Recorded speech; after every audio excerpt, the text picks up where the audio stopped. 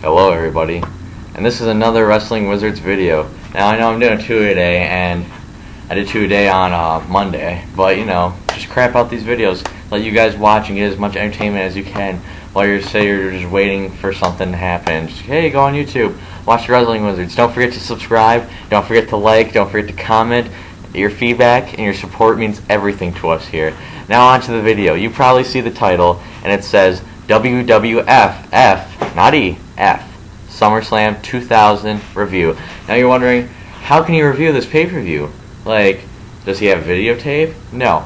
See, there's a store here in Apple Valley, or Burnsville, Minnesota, that is, Minnesota, Great North, called FYE. I don't know if you guys who are watching from around the country or Canada or Mexico or whatever have FYE. Well, it's this store, and they sell DVDs, music, games, everything you can think of. And they sell some good wrestling DVDs. Now, they have the current ones like the Edge DVD and the Rock DVD and the Austin DVD. They also have pay-per-views like WrestleMania 28, Extreme Rules, Over the Limit. They also, on rare occasions, I don't know how, I just go at the right time, it must be, because one time I went there, I bought Vengeance 2001, WWF style too. Good. I got King of the Ring 2002, which I was like, wow, why not? Rare pay-per-view, like, you're not going to find that places except online. And this little bad boy that I'm about to review, I got FYE. And I was like, oh my god, SummerSlam. And I saw the SummerSlam thing, I'm like, oh, it's just probably like SummerSlam 2002 or something. And I took it out, right? I looked at it, I said World Wrestling Federation. I'm just like, what? And I looked down by the SummerSlam logo, and right here it says WWF. WWF. I found a WWF DVD from 2000. And this isn't like today's years, like, you have a couple commercials and it's like, we're trained professionals. I've had surgery 5 times in my left knee. And all that, don't try this at home stuff. You know what? We still try it. Wrestling fans are going to wrestle. That's what we do, because we love it. This just gets, it just has a little graphic that says WWF Home Video, and then it goes straight to the menu. SummerSlam, and it has like, Play Now, Pick a Fight, flashbacks, where it's like you can just watch the video promo for the matches, or select matches that are in there. And, that has extras, and then has like a DVD survey. I never do those because I probably out of date since it's 12 years later. Enough about me jabber-jawing. Time to get to this video review. There you can see WWF. Fuck, I'm sorry. SummerSlam, and that's 2000. You can see the back and stuff. Anyway, let's get down to business. This pay-per-view is known for TLC. The very first TLC match. I will be at that video, or I'll get to that part. But first, let's just go down the match card. I'm gonna say the match. I'm gonna tell you a little bit about it. I'll spoil the ending. Who cares? Now let's be like, out of 5 stars, what would I rate that match? And if it was worthy of being on this big event. So we open the show with a promo package hyping up the night, but it's like an opera type thing where you have opera music playing, you have black and white stuff going on, and then boom, fireworks hit live from North Carolina. I think Charlotte or Raleigh, one of the cities in North Carolina. Fireworks hit, boom, boom, boom, boom, boom, and then first match of the night is Right to Censor, which is Steven Richards, the Good Father, not the Godfather, the Good Father, and Bull Buchanan. If you guys don't remember that stable, most annoying theme of all time, I swear it's like, it was just, oh my god, you just wanted to shoot the 3 of them.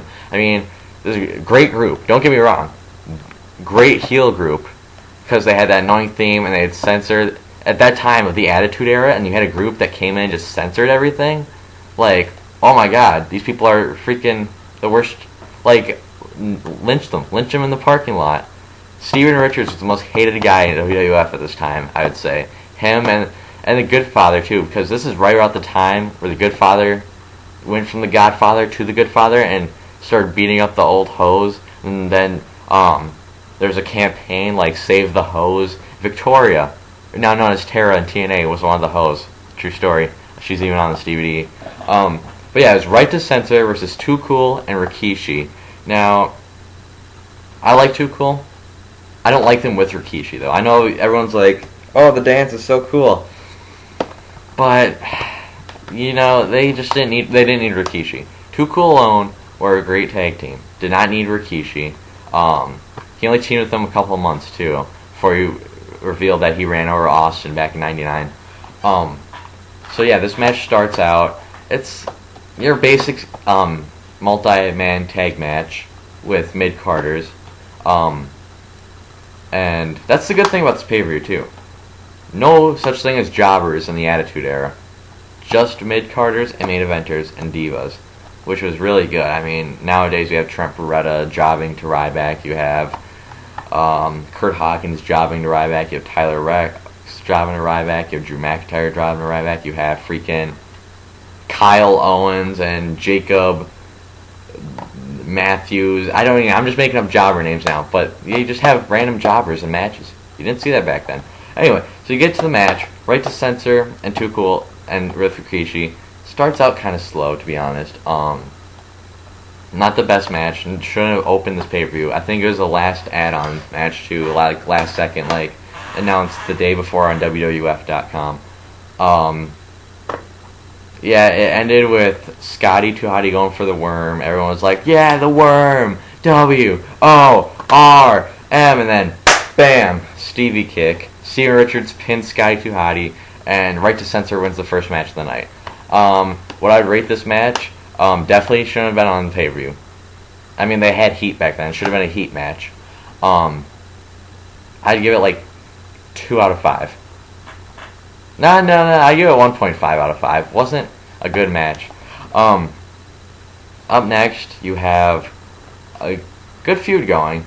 You have Road Dogg and X-Pac feuding, but it was this is right around the time where X-Pac was going into that heel role with X Factor with Albert and Justin Credible.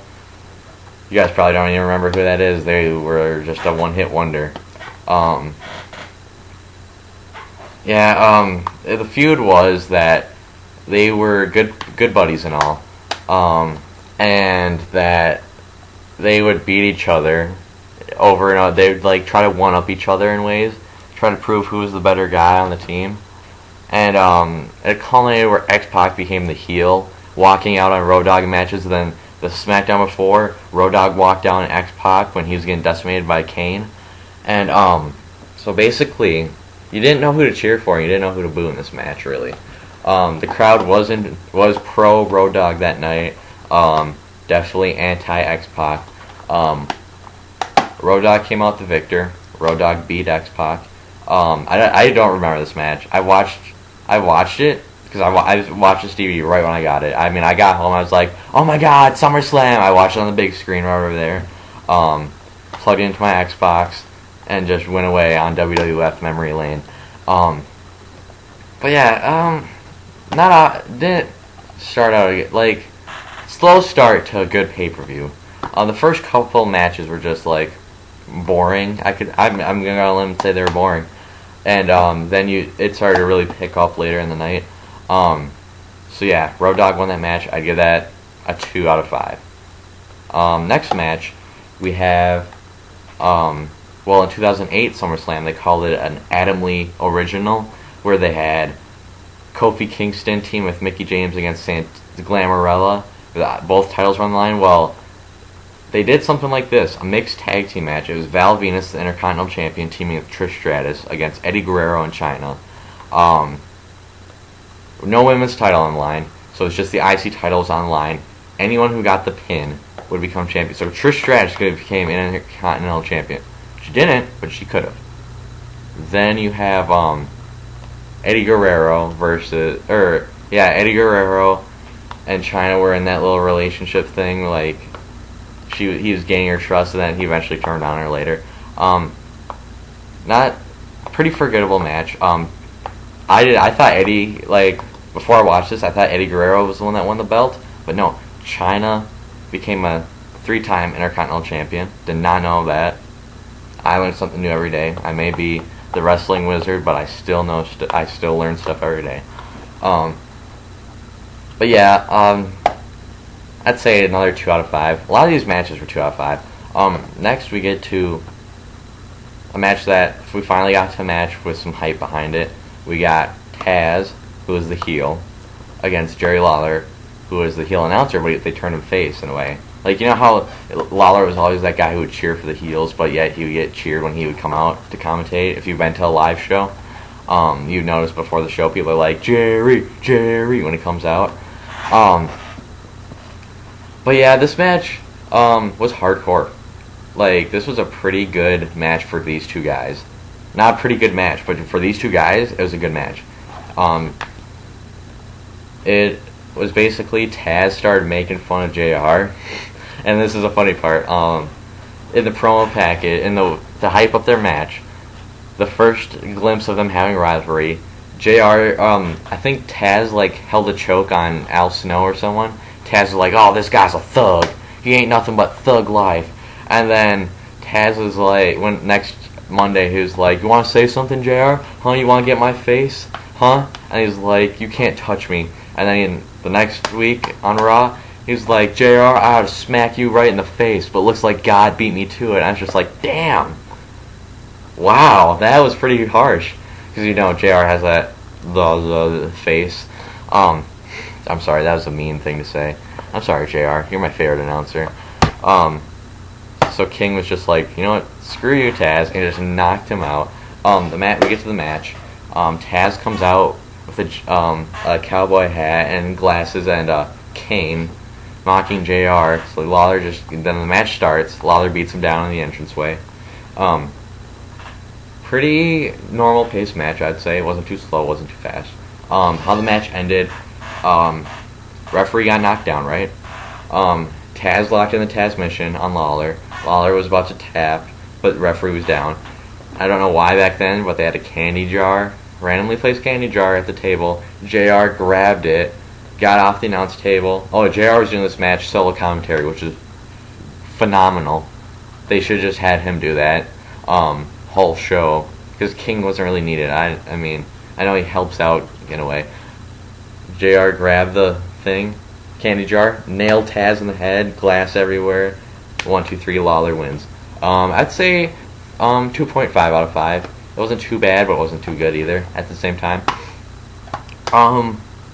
Next match, I believe, was the hardcore title match between Shane McMahon and Steve Blackman.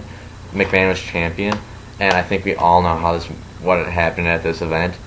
You get out, you saw some weapons used. TNA, not promotion, obviously, because they weren't around back then. Tess and Albert came out, helped out Shane. Steve Blackman still got out of it, beat the crap out of all of them. Shane goes running up to the Titantron or Jumbotron, climbs the scaffolding. Blackman's behind him. Not Blackman, Blackman. Sorry if I offended any black people. I love all people.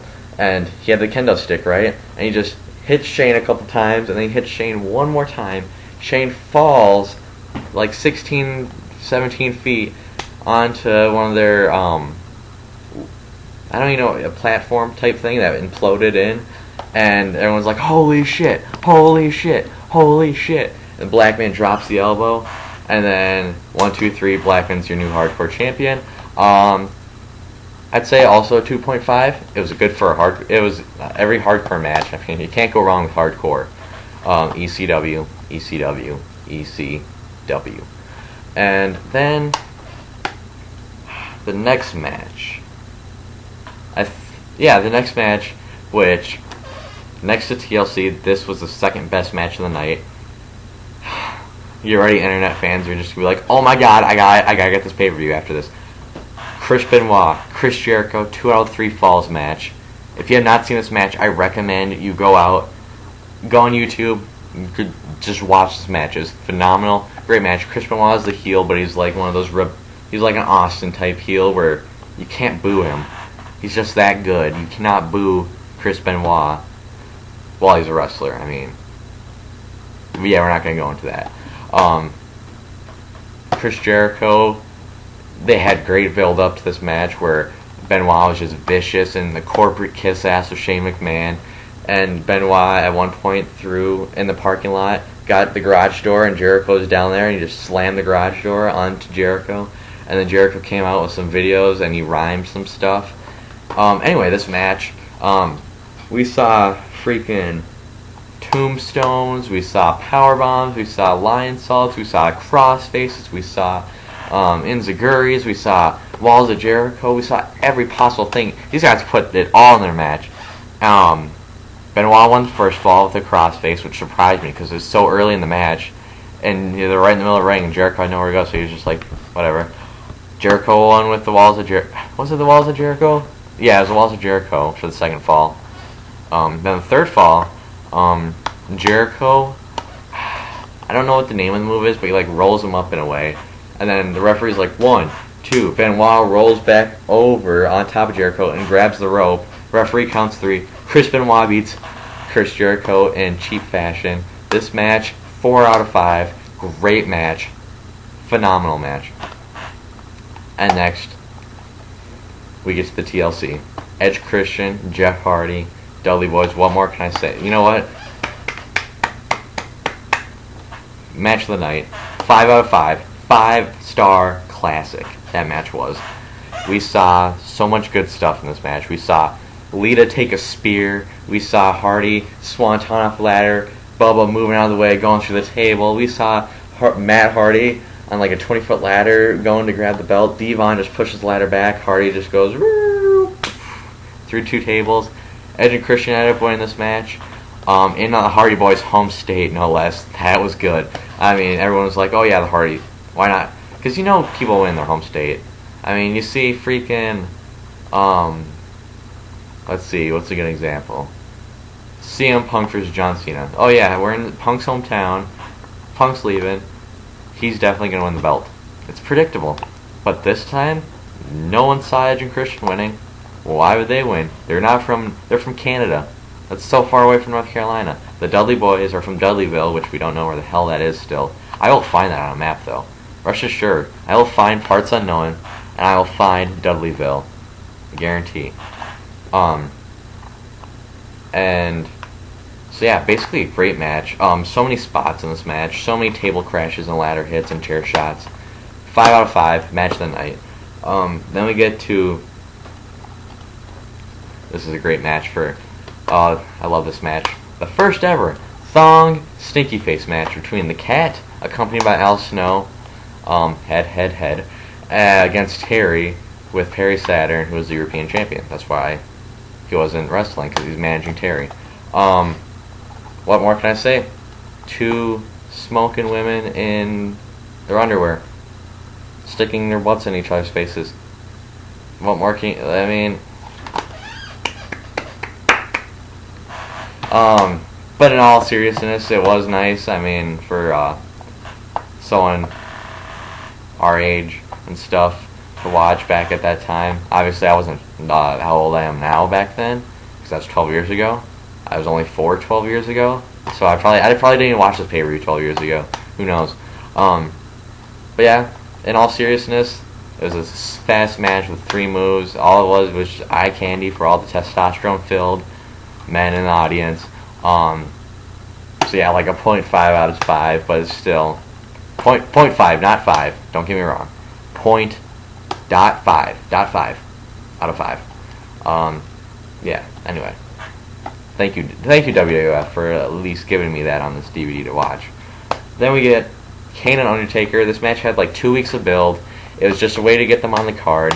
Wasn't that good of a match. I like how it ended though, because Undertaker won, but he grabbed Kane's mask. I did not know Kane got a mask in 2000. And if you pause it at the right time, you can see Kane's face. I was just like, oh my god. And he had the long hair too. This was like, that wasn't a wig.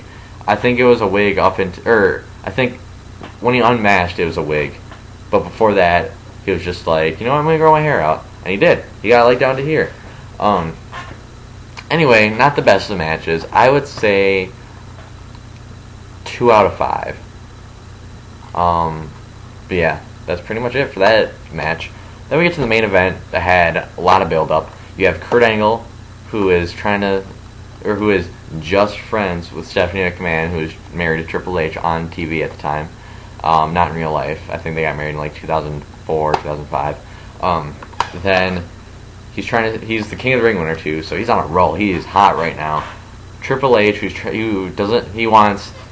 two things he wants in this match: the WWF title and to whoop Kurt Angle's ass. He was successful. Well, I'll get to that in a second. Then you have The Rock, who weeks leading up, you'd have the two men. You'd have Angle and Triple H double teaming The Rock, and then you'd have Angle eventually turn on Triple H to go for Stephanie. So everyone had personal vendettas in this match except for The Rock, who just wanted to keep his title and electrify like he always does for the millions and millions of The Rock's fans. You got to see The Rock beat the candy ass of Kurt Angle and Triple H, and then, you know what, he even delivered a rock bottom to that $2 slut Stephanie McMahon. If you smell what The Rock is cooking. Rock won this match. Infamous botch where Triple H had the pedigree on Angle on top of the announce table and then tripped. They both went through. Angle legit concussion. So basically this match was just Rock and Triple H for a while. And Kurt Angle came out the end. Was still like dazed and confused, like, he turned on Triple H again after Stephanie was like, come help Hunter, come help Hunter. He's like, alright, I'll do it for you, Steph. And he ended up turning on Triple H. Then ended up losing I think Triple H got pinned by The Rock because Triple H clotheslined Stephanie, and then Angle got rock bottomed, and then Triple H got rock bottomed. That's basically how the match ended. Rock standing on top of like this little beam type thing they made. He's just like holding up his title. Everyone's going crazy, marking out for The Rock because he was the hottest thing going. Because Austin had that neck injury. If you watch the Austin DVD, which is a good DVD, I recommend. If you buy any DVD, that is the greatest DVD they produced, was the Austin DVD. They were real. They didn't bullshit you. They told you that wrestling straight up was scripted. Oh crap, I'm at 22 minutes. I should probably end this soon and not waste your guys' time reviewing this awesome video. So yeah, that's pretty much it for this video. I'd like you all to subscribe. That would be a nice gesture. I'd like you all to like the video. You know, tell your friends, tell your wife, tell your kids, tell your husbands, tell your dads, tell your moms, tell your schoolmates, tell your teacher, tell everybody about the Wrestling Wizards. We're trying to get noticed. Not trying to sound like a desperate person here, but we're trying to get noticed. So tell everyone, spread the good word of the Lord that is the Wrestling Wizards, and leave feedback because it helps. Tell me if you guys want to see another, because I will make a video. I counted. I have like 65, 70 wrestling DVDs. Just wrestling DVDs. I mean, I have like The Simpsons on DVD and The Big Bang Theory on DVD. I have X-Men movies and Transform. I have everything basically. So let me know if you want to see another DVD review. Like, comment, subscribe, tell about us. Plug us in your videos. If you plug me, I'll plug you. But obviously, you don't want to plug for me because we have like 1,000 viewers only. So, but any mention of us helps. So yeah, that's pretty much it. SummerSlam 2000 overall show, I would give it a 7 out of 10. Good pay-per-view, delivered for what a SummerSlam should be, not freaking 7-on-7 tag match with Nexus and Team WWE where Nexus gets squashed. But yeah, that's pretty much it. So I would like you all to have a very nice day.